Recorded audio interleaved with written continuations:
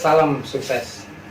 Roy Suryo hampir dalam beberapa bulan ini sudah sangat menanti-nantikan kabar impian yang dianggapnya akan sangat indah dari KPK.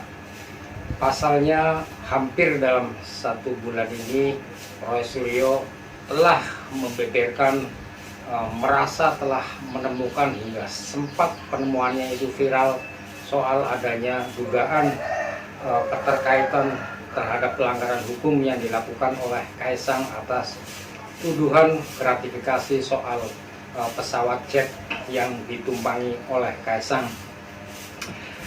Setelah dugaan kasus pesawat jet ini diterima oleh KPK, Roy Suryo pun sampai bermimpi indah dan berharap agar Kaisang bisa masuk dalam jeruji besi sama seperti apa yang pernah Roy Suryo alami waktu masuk jeruji besi juga.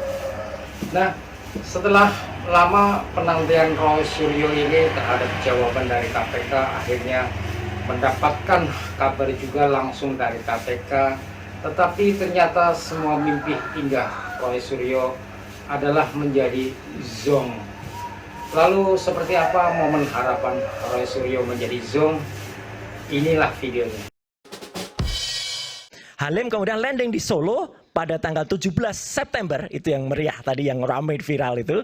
Oh, itu di Solo ya? Itu yang di Solo, jelas. Itu di Adi Sumarmo Solo. Mbak Erina. Landingnya saja di Solo itu, Mas, itu ada 2 terminal. Terminal yang aspal, itu terminal yang untuk umum. Terus apa? Terus setelah itu dia landing di Solo, di landasan yang beton. Oke. Jadi itu landasan yang sisi utara. Bukan landasan yang salahnya biasa. Di mana salahnya? Bukan, nggak ada salahnya. Salahnya adalah kita bisa lihat mobilnya Alphardnya langsung masuk ke bandara. Ini pengagum rahasia nih. Oh iya, saya ngagumin betul. Ya, saya ngagumin betul dia. Saya cinta betul pada dia. Ini Bang Roy ini peminat atau suka sama Mas Gibran kayaknya ya? Oh, nggak apa-apa. Semua saya hal suka. yang Saya suka, termasuk akunnya Fufu Fafa pun saya suka. Iyalah. Jadi hal-hal yang Saya teruskan ini dulu. Fufu Fafa besok ya. Gitu. Nah, gitu. ini bicaranya yang disampaikan itu kemungkinan, dugaan, Bukan, kemungkinan. ini data resmi, bukan dugaan, Bang. Kalau data resmi kata Sumber datanya yang dari mana? disampaikan mengenai kemungkinan Mas Roy. dihilangkan. Oke. Itu sumber datanya Ngomong dari aja mana? datanya dari mana? Sumber datanya dari mana? Ada datanya resmi lah. Bisa dipertanggungjawabkan. Sangat bisa dipertanggungjawabkan. Kalau KPK yang minta saya kasih. Jadi itu kemudian kan viral banget. Tas merek dan lain sebagainya. Tas merek. Bahkan nampak seseorang yang celana pendek. Siapa orang berani pakai celana pendek di bandara? Kalau enggak orang yang punya... Yang mana pakai Banyak celana orang pakai celana pendek di bandara. Enggak. Oh, ini. Banyak. Sebentar ini. Enggak, Ini ya. Iya. Ini ya. Iya, di depan anak presiden pakai celana pendek lah. Ya, oke. Itu kan oke. Terus ini mobil. Bukan petugas bandara tuh ya? Enggak lah. Petugas bandara juga nggak mungkin pakai celana pendek. Iya, itu. Jadi Oke, artinya apa? Dia orang yang pasti punya keistimewaan banget lah. Coba gini Mas, pakai celana pendek. Orang dipersoalkan, ya kan? Pesawat mendarat di Saya sudah beton. zooming orangnya. Nah, ya enggak. Iya. Mendarat di beton. Itu betul Ini persoalannya persoalan apa? Ya kan? Untuk mengidentifikasi kalau bandaranya, pakai celana Bro. pendek di dalam Ya. pesawat itu nggak dingin itu. Nggak apa-apa pakai celana pendek. Saya pikir ini emang agak hiperbola. Hiperbola. Iya. Hal yang biasa saja terjadi di masyarakat dibesar-besarkan. Dengan maksud apa pertanyaannya? Supaya apa? Iya kan? Ini menyebutkan data ABC, kemudian ujungnya kemungkinan, ujungnya dugaan. Data yang seperti apa? Kalau data ya data aja, jangan ada kemungkinan, dugaan. Tapi kalau mau. Itu menimbulkan spekulasi-spekulasi. Jangan menjadi seorang yang bukan spekulator. Sesat gitu loh. Mengajarkan yang salah. Enggak, ini Kan bukan kita sekedar menyajikan data. Ini sudah berupa perilaku information. pendidikan yang bagus kepada publik sehingga data yang disampaikan itu jelas terang benderang. Ini terang benderang. Clear. Loud and clear. Abang sampaikan menyajikan ABC, kemudian ujungnya kemungkinan. Ya kan, ujungnya dugaan. Ini data atau data? Ya Gitu terserah, publik Indonesia lebih cerdas kok bisa menilai. Lebih cerdas, emang lebih cerdas. Lah ya udah. Bayangkan aja hal-hal yang orang memakai celana pendek dipertanyakan. Ya Yang elah, mempertanyakan netizen, zaman Bang. hari ini udah maju. Yang mempertanyakan netizen, saya menjawab netizen. Ya. Kalau Jadi Anda sebetulnya nggak data yang disampaikan itu netral-netral saja. Netral. Iya, netral. Kemudian bikin labeling, ya Setuju. kan, di framing bahwa ada masalah ini, ada masalah itu. Ini kan persoalannya di situ. Jadi persoalan yang kita bahas, saya akui tadi data yang diberikan itu dengan kecanggihan Mas Roy ya, tetapi kemudian ada unsur-unsur spekulasi. Unsur spekulasi itu yang syarat dengan muatan politik, di situ persoalannya. Spekulasinya di mana? Prof? Nah, Nggak ada. artinya gini kan, pakai celana pendek disot 4 kali, kemudian mendarat diri, kemudian mendarat jadi apa namanya di bandara kecil. Kalau memang toh Mas Roy berkeyakinan terhadap data yang pilkada ada persoalan hukum, silakan maju ke KPK. Ya, silakan Anda pertahankan pendapat itu, maju ke KPK. Bukan berarti Mas Roy harus mengerti masalah hukum. Kalau disangka-sangka, dikira-kira ada masalah hukum, dengan data itu maju ke KPK. Itu lebih fair tuh, biar lebih terang ya. Jangan menimbulkan spekulasi-spekulasi yang syarat dengan pembuatan politik. Ya, kira-kira gitu. Saya hargai kemampuan Anda telematika. Formulir disebut Kaisang melapor sebagai anak PN. Jadi nggak ada urusan sama kakaknya kan. Kalau anak PN gitu, anak penyelenggara negara, ya berarti dengan ayahnya.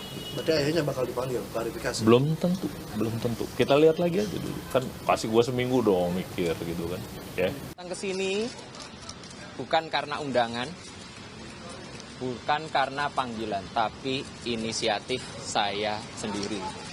Dan tadi saya juga di dalam mengklarifikasi mengenai perjalanan saya di tanggal 18 Agustus ke Amerika Serikat yang numpang atau bahasa bedanya nebeng pesawatnya teman saya.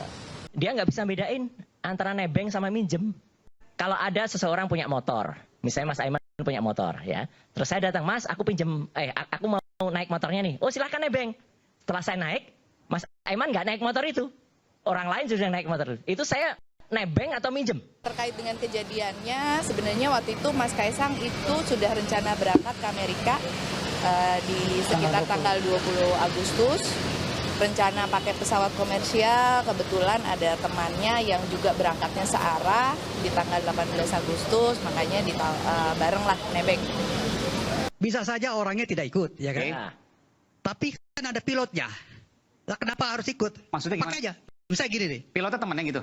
Enggak. Itu pilot namanya kan nebeng yang atau minjem? punya pesawat. Ini masalah serius loh ya. ini profesor saja Gini. nebeng atau minjem, Prof? Mas, Nggak, kalau serius minjem ya? itu seperti Anda punya motor, saya Ya. pinjem ya ke Ya, ya. pasar Bo misalnya. Ah. Pinjem. Oke. Tapi kalau saya ngikut terus kemudian Mas, ini ada orang saya ngikut sekalian. Oke. Itu nebeng, Prof. bisa nebeng. Menyampaikan kepada KPK dan Direktorat Gratifikasi sudah menyampaikan kepada pimpinan bahwa pertanyaan apakah status laporan gratifikasi dari saudara Kaisang. Jadi saudara Kaisang sebagaimana telah diketahui menyampaikan laporan